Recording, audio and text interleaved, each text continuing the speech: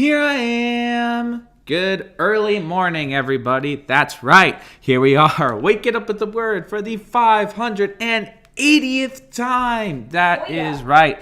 The big 580 coming up on the 585, 590, 595, 600. It's happening. I sounded like... Were people betting on things? I don't know.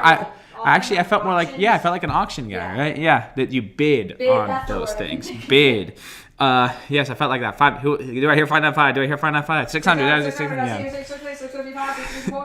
You need zeal. Yeah. Yes, exactly. It's so cool. We're not auctioning anything off. Sorry if that's a disappointment, but it's so cool that we have come this far, all by God's grace. This was beyond maybe not my wildest dreams. Your normal sane my sane. This is beyond all the sanest dreams I could possibly have. It's incredible that we have come this far, and I'm so excited to see where God takes us next. I'm so excited to see what new things we can glean from His Word, and I like to establish this not because the Word changes, but because our perspective changes, our understanding changes, our wisdom grows, our maturity increases. Our maturity matures. Sure, I said increases, but sure, that works. So I'm excited to see what new angles we can take as we gain more knowledge of the most important thing there is, the Word of God. Also, what's the point of a sane dream? Why dream things that could actually happen? Ask Christopher Nolan. That's a good point. All that said, please comment below if there's anything you want to talk about at all. I want to hear all about it. Be sure to like, share, subscribe, click the notification bell, all that good stuff. Let me know if this has been a blessing for you, because it's been a blessing for me to share it with you. Lots of great stuff happening in the Word of God today. As always, in Matthew chapter 12. Whoa, I skipped Exodus. Look at that. My eyes went down.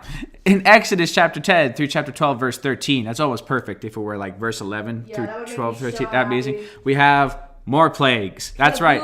Yes, plagues.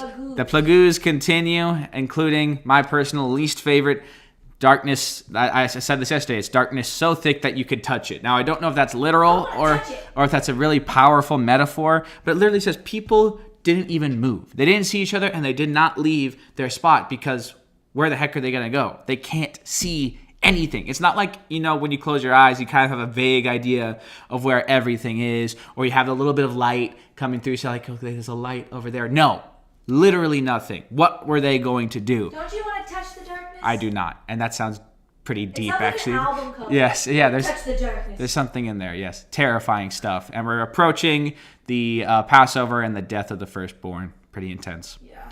And in Matthew chapter 20, verses 1 through 28, we're actually on Matthew now, we have the parable of the workers in the vineyard. You might be familiar with this story. So there are workers who are there since the beginning of the day, promised a day's wages. Then in the middle of the day, the owner of the vineyard goes out, finds more people, brings them in for more work. And then at the end, very end, like the last hour of the day, finds more people. They come in and do the work. And yet everyone receives the same amount, a day's wages, even the people who only worked for 1 hour. And they receive their wages first.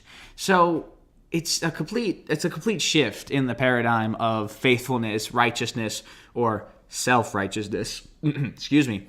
And it's really critical to understand that, the Lord treats all those who come to Him the same. This isn't to say that someone who spent their whole life serving Him, hasn't been doing it exactly right. They have. But it is to say that it's not too late. As long as you are here, and it doesn't matter if you're not part of that first generation and you came way later. It doesn't matter. We're all welcomed to work in the field. Yes, it's a big booyah to the earned salvation. Yeah, exactly. A complete opposite of that. Yeah. Even if you worked for the last hour before the end of the world, or before your time was over, like right before your time in this world was over, you are still valued. Yes. You still receive the ultimate prize, the eternal reward. Mm-hmm. Praise God for that. And in Psalm chapter 25, verses 1 through 15, we have a good old-fashioned plea for forgiveness. So, yeah. I'm not forgiving you. Oh, thanks, Abby. I wasn't pleading for you. Oh, sure. So it's really important to keep this in mind, that it's not something, as Abby was just saying, it's not something we earn. It's something we ask for. Mm-hmm. It's something that we need but could never possibly deserve. But nonetheless, we ask for it. David asked for it. Countless generations before us, they can be counted. But you get my point. It's a lot of them. Merit on the hand. So many people before us understood, before this age of entitlement and what I deserve, they understood that this was something that no one could deserve. It was a gift. Even to the Israelites, when they were the chosen people, fun fact, they were just chosen. Abraham was just chosen. Yes, he was a faithful man, but It wasn't like he had done anything. He had not earned it. God chose him because he chose him. And he wanted him. He was the one that he wanted. So we ask for these things, not because we earn them or because we could ever deserve them, because we need them. We plead for it. We plead. So there you go. Makes sense, right? But today we are going to be in Proverbs chapter 6, verses 9 through 11. And 9/11, great pick, Joe. Oh, thanks, Abby. Go dark. And this is a really important passage. You might recognize it right away. It's actually right after the whole look at the ants verse. I did the passage after that. And it's a really cool passage about examining our attitudes about work and what we've been called to do in life, and also examining our, I'm going to give it away, just our patterns, if you will. That's all I'll say. Doesn't the ant passage always make you feel guilty for any time you ever crushed an ant? Definitely. They're pretty cool. I'm sorry. So please join me in Proverbs chapter 6, verses 9 through 11. How long will you slumber, O sluggard? When will you rise from your sleep? A little slumber, a little folding of the hands to sleep. So shall your poverty come on you like a prowler, and your need like an armed man. Pretty definitive, right? It's coming at you. It's coming for you. And it's not even being subtle. It's just gonna boom, right there. It's gonna knock you out like a prowler or like an armed man. That one's even more intense. Like someone just comes up to your door and say, "Hey, poverty's here. I got a sword," or "I got an AR-15," whatever you want to say. Stab, yeah, shooty. Yeah, it's pretty direct. And we're going to talk about why this passage is so direct, why it's so important for our attitudes and the way we choose to live.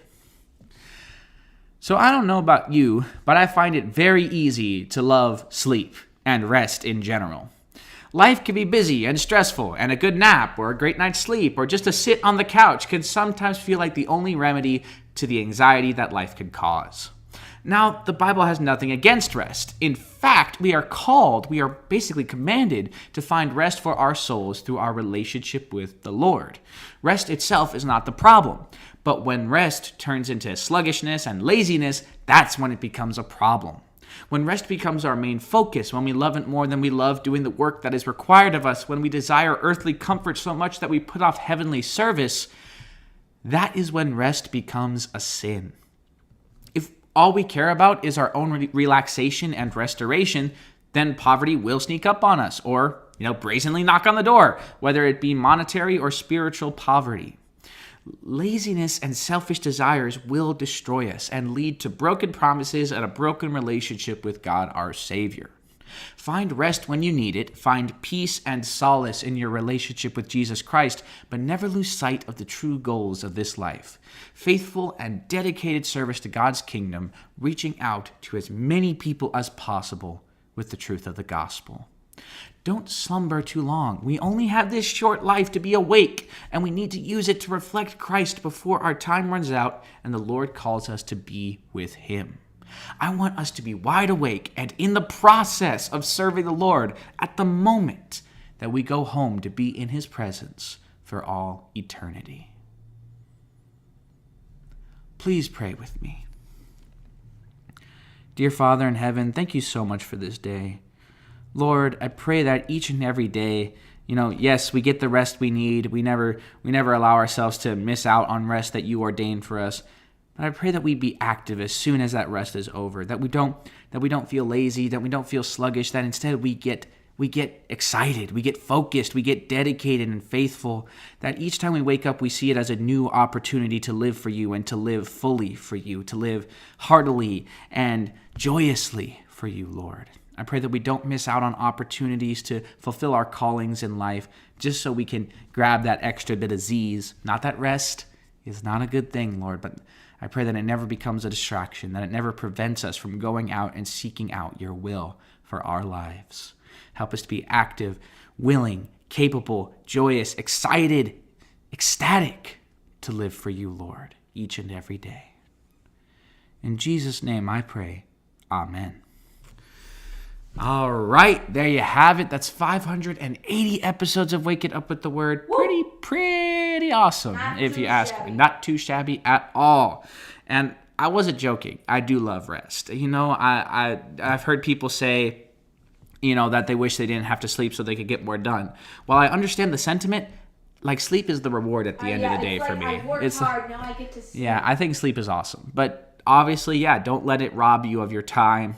Don't let it make you miss out on your chance to serve God in some way. Rest when you need to. The Bible makes that clear, though. If you don't rest ever, you're useless. Yeah, you're useless. Of course, you're gonna literally. I heard the truth. A teacher told me this story about a student who was working all day and going to school, wasn't sleeping. It literally the person almost went insane. The student almost went crazy. They weren't doing anything anymore. So get rest. The Bible never says don't rest, but when you wake up, be ready to go. That's all I'm trying to say. That's all the Bible's trying to say here.